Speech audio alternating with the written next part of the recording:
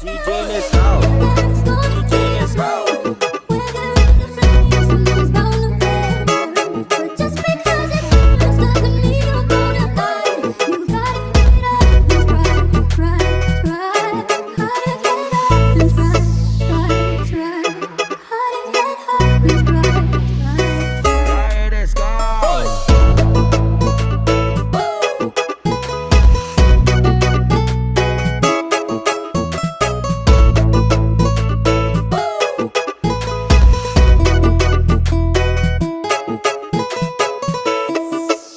Olá, boa tarde. Somos os alunos do Dom Miguel Cruz. Estudamos no itinerário formativo Cultura do Solo. Estudamos qualidade do solo e produção de alimentos e biomassa para a produção de energia elétrica, processos de formação do solo, dinâmica interna da terra e seus movimentos, transformações químicas do solo, aspectos socioculturais da alimentação. E estamos aqui hoje para mostrar um pouquinho do que a gente aprendeu. Vem comigo!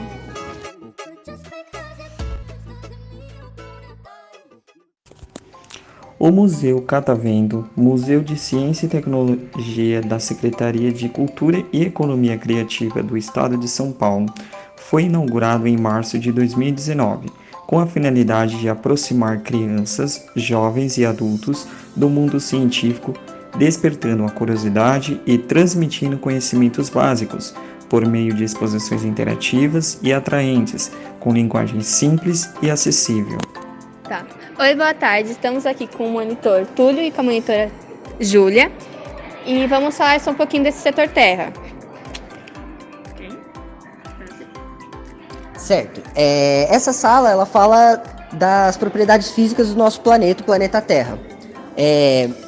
Chega aqui.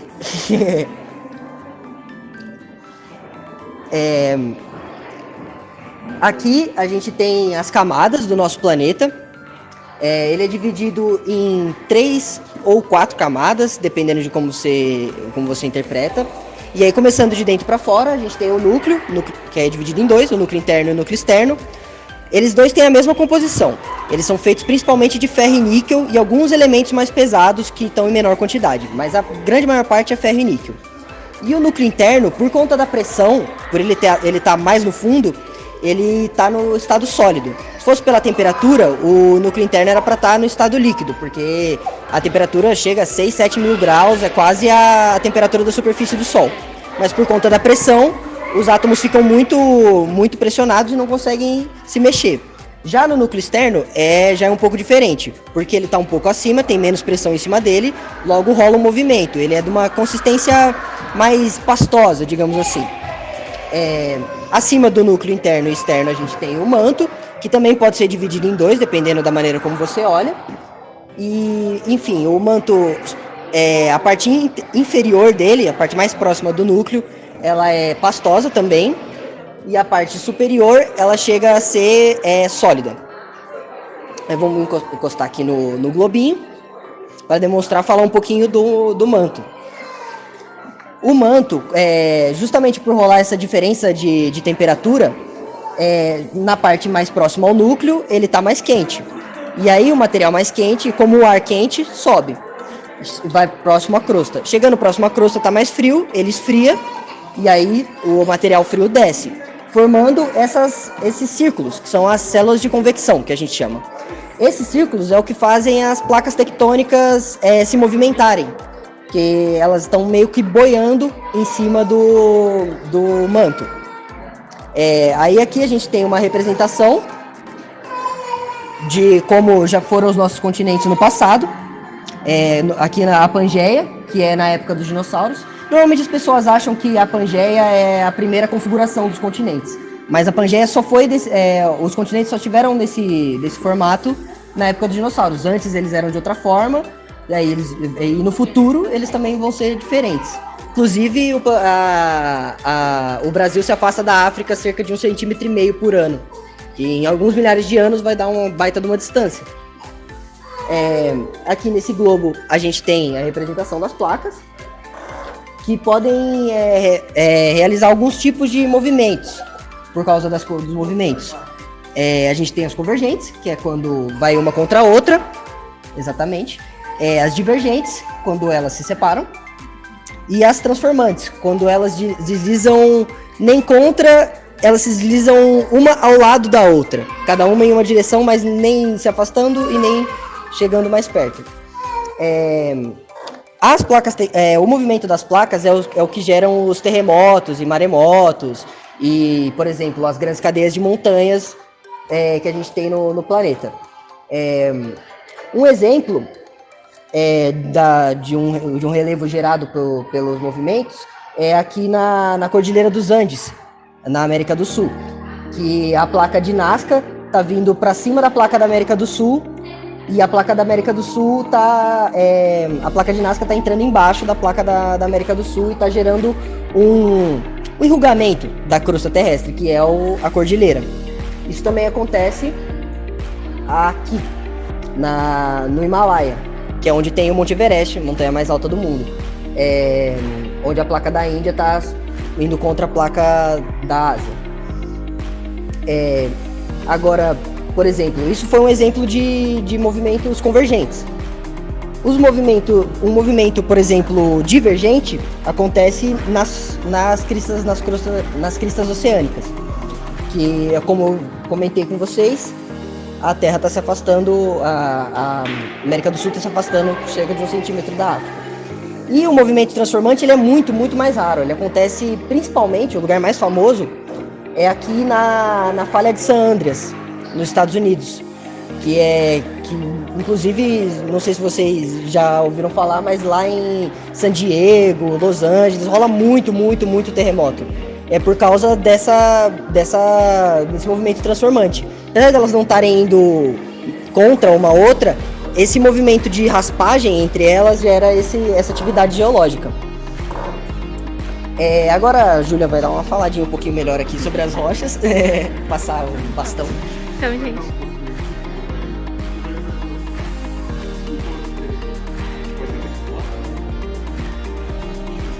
Ok.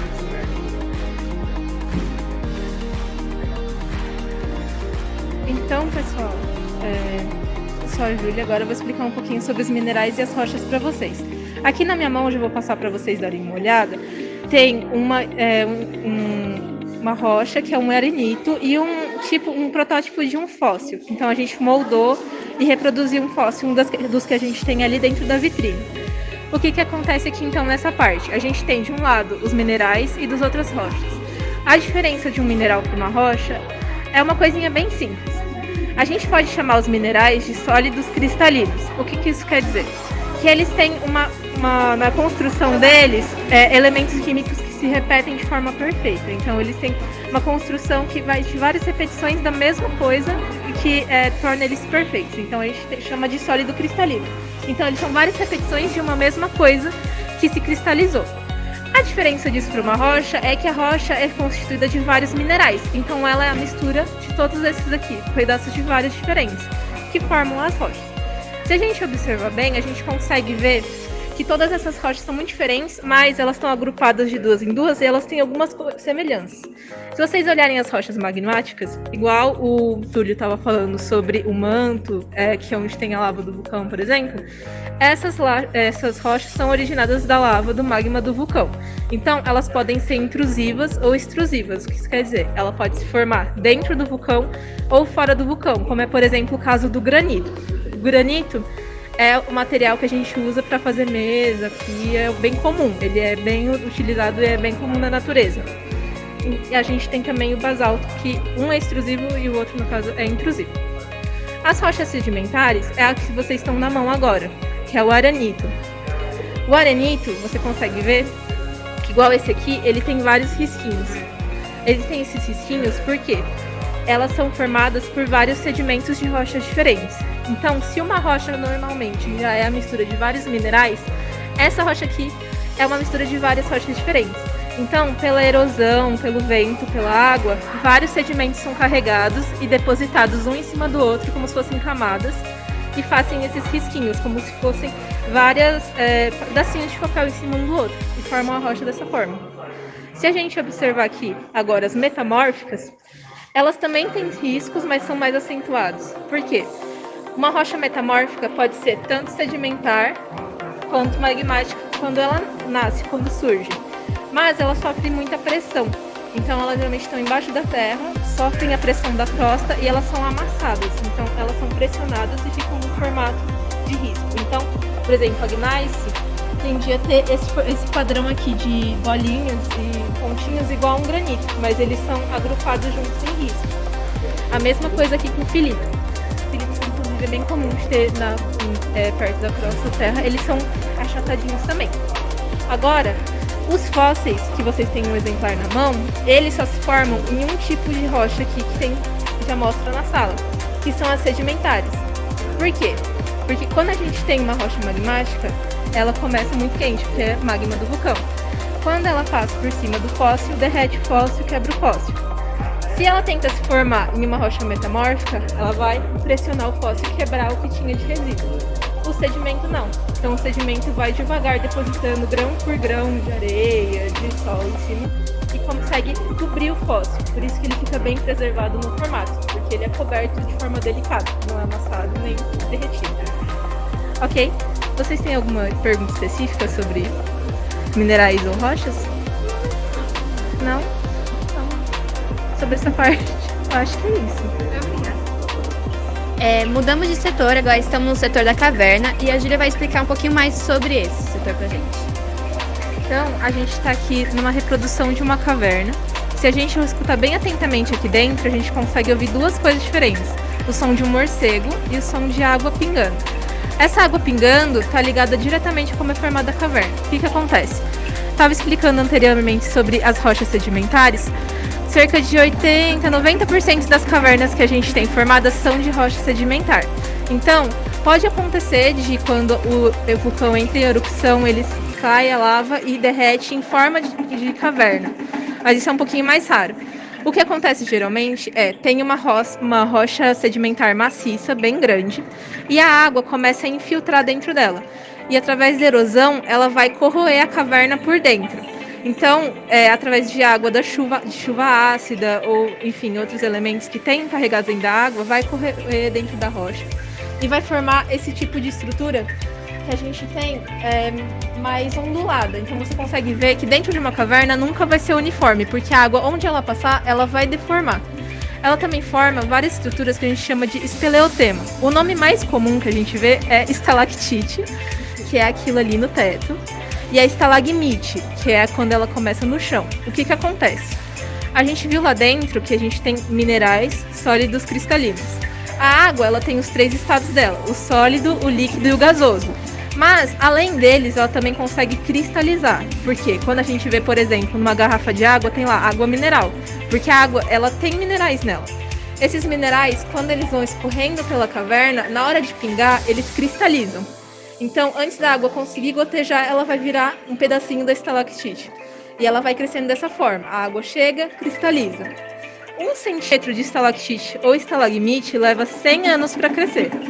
Então, 100 anos, 1 centímetro. Tanto na questão do diâmetro quanto do comprimento aqui da estalactite. Então, leva muitos milhares de anos para formar a caverna inteira, a estalactite também. Quando elas vão crescer o suficiente para se encontrar, elas vão formar aquela estrutura ali, que a gente chama de coluna, porque ela funciona como se fosse uma coluna de uma casa, ou a nossa coluna do corpo mesmo. Então ela serve para sustentar a caverna de pé.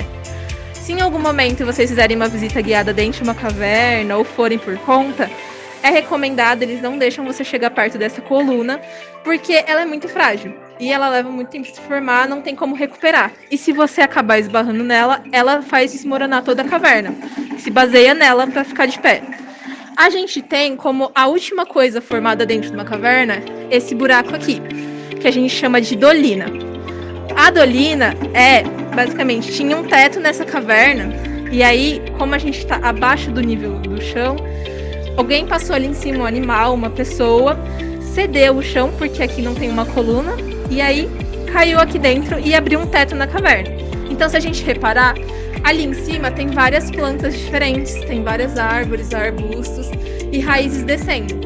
A gente não tem isso aqui embaixo porque a luz, em teoria, não está chegando aqui embaixo. Então, a gente pode ter muita vida dentro da caverna, mas primeiro, para ter, a gente precisa ter uma dolina. Então, a vida começa assim, de cima para baixo, dentro da caverna.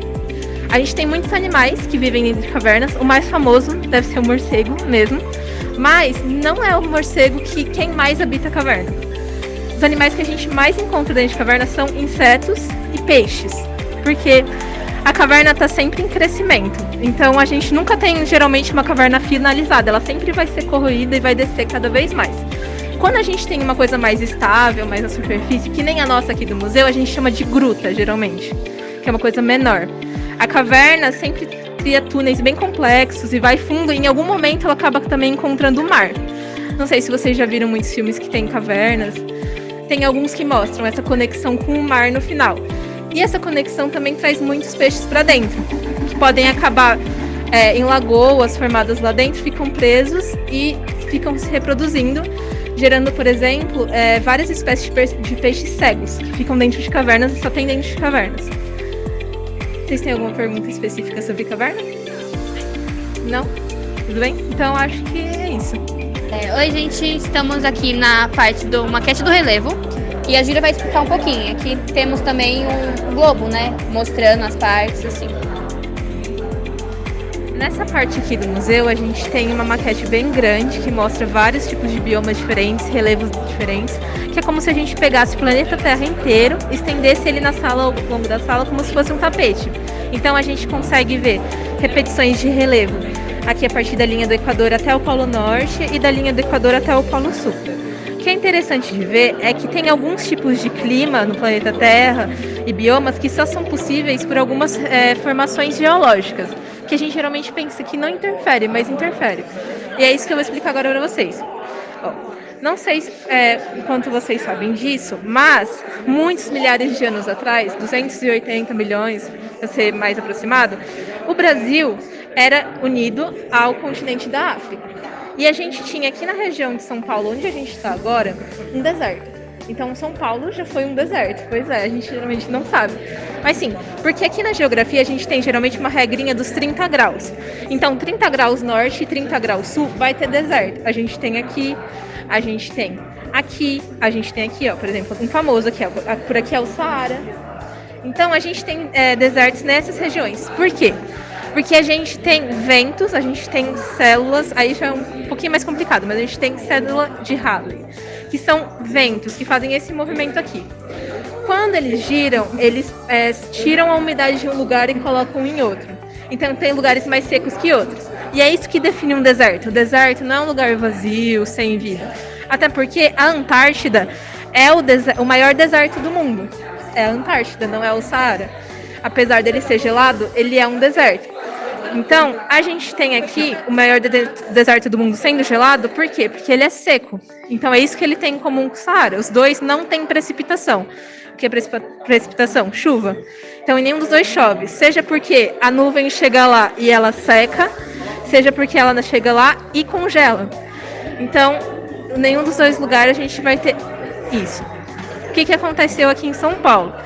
A gente tinha aqui essa parte desértica e essa parte aqui norte, nordeste, a gente tinha mar. Então, antes de ter a Amazônia aqui, a gente tinha mar. Quando os continentes se separaram, aconteceram algumas mudanças geológicas na América do Sul. Primeira delas, essa parte da placa levantou e escoou a água do mar. Então, aqui ficou areia. E aqui nasceram a Cordilheira dos Andes, as montanhas da Cordilheira dos Andes, que ajudaram a escoar a água para fora também. Sem a água do mar aqui, conseguiu crescer a floresta amazônica. Então ficou essa parte montanha e essa parte floresta. Isso é importante para a gente entender aqui embaixo. A Amazônia é a nossa floresta mais úmida. Quando toda essa água evapora, porque em algum momento ela tem que evaporar, ela forma um fenômeno que a gente chama de rio voador. Então a gente tem essencialmente um rio que voa no céu do Brasil, porque toda a água que evapora das plantas, das árvores e dos rios amazônicos vira esse rio. Esse rio tem uma extensão quilométrica, gigantesca, e ele vem em direção aos outros países da América do Sul. Mas, na hora de ele ir embora, ele bate em uma das montanhas da cordilheira e dá meia volta. Por isso, a gente tem essa água aqui, que vai descendo, desce até São Paulo. A gente costumava chamar São Paulo de Terra da Garoa, porque a gente tinha realmente muita umidade, muita chuva. E essa terra da garoa foi diminuindo a umidade de São Paulo. Por quê? Porque a gente corta as árvores da Amazônia. Então, a gente ter água em São Paulo está diretamente ligado a gente ter as árvores aqui na região norte. Então, se a gente corta todas essas árvores aqui, a gente tem eventualmente uma desertificação de novo de São Paulo. Então, aqui está ficando mais quente, mesmo quando chove ou quando está frio, continua quente, exatamente. Porque a gente está aos poucos tirando a nossa própria umidade. Então, as nuvens que a gente tem na Amazônia são as nuvens aqui de São Paulo também. Teve um fenômeno em 2019, né, das queimadas do Pantanal, que foi a mais intensa que já aconteceu. O Rio Voador passa por essa parte do Mato Grosso do Sul também. Quando passa por esse lado, ele carregou as nuvens de fumaça e de poeira da queimada e trouxe para São Paulo. Foi um dia que o céu de São Paulo ficou vermelho, 3 da tarde, estava escuro. Foi porque esse rio trouxe a queimada até a gente, para a gente ver o estrago que aconteceu. Então, se no nosso céu já estava vermelho, a gente consegue imaginar a dimensão que estava lá, porque todo o nosso céu é compartilhado.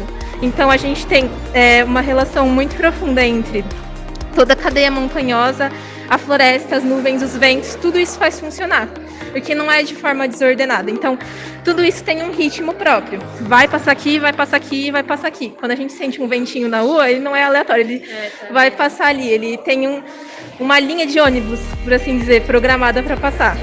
Então, tudo isso é interconectado e possibilitou a gente ter uma cidade aqui e não ser deserto mais. Vocês têm mais uma pergunta? Não? Tudo bem? Obrigada. Oi, gente, eu sou a Sabrina, estamos aqui com a Evelyn e com a Bianca. Eu queria agradecer aos monitores Túlio e Júlia, que nos ajudaram a conhecer mais o Catavento, alguns lugares específicos que tem a ver com o nosso itinerário. E agora eu passo para a Bianca. Gente, se vocês tiverem a oportunidade de vir aqui conhecer, não perca essa oportunidade. O endereço está aparecendo aí na tela para vocês. Sim, gente, se inscrevam no canal e acompanhem mais vídeos da gente. Tchau, beijos!